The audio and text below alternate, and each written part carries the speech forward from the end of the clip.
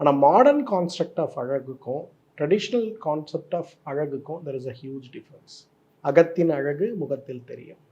இன்றைக்கு ஆயுர்வேதத்தை பொறுத்தவரையிலும் தமிழ் மருத்துவத்தை பொறுத்தவரையிலும் உள்ளுறுப்புகளுடைய வெளிப்பாடு தான் முகத்தில் இருக்கக்கூடிய அழகு, தோலில் இருக்கக்கூடிய அழகு.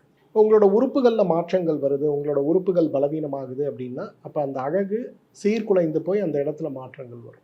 இன்றைக்கு மாடர்ன் கான்செப்ட் ஆஃப் பியூட்டி என்ன இருக்குது, உங்களுக்கு உள்ளே என்ன வேணால் இருக்கலாம், ஆனால் முகத்தில் வர கரும்புள்ளிக்கு ஒரு ட்ரீட்மெண்ட்டு, ஒயிட் ஹேட்ஸ்க்கு ஒரு ட்ரீட்மெண்ட்ஸு, இந்த மாதிரி ஒவ்வொரு விஷயமும் நம்ம only on the concept of external beauty அப்படிங்கிறத மட்டும்தான் நம்ம பார்க்கணும். இயற்கை மருத்துவம் அப்படி கிடையாது. We see you from top to bottom. உள்ளிருந்து வெளியாக 3 தோஷங்கள், 7 தாதுக்கள், 7 சக்கரங்கள், 5 அவயங்கள், 108 வர்மங்கள், இது எல்லாமே in and out, out to in. எந்த அளவுக்கு சக்தி ஓட்டங்கள் சீராக இருக்கோ you will glow like anything.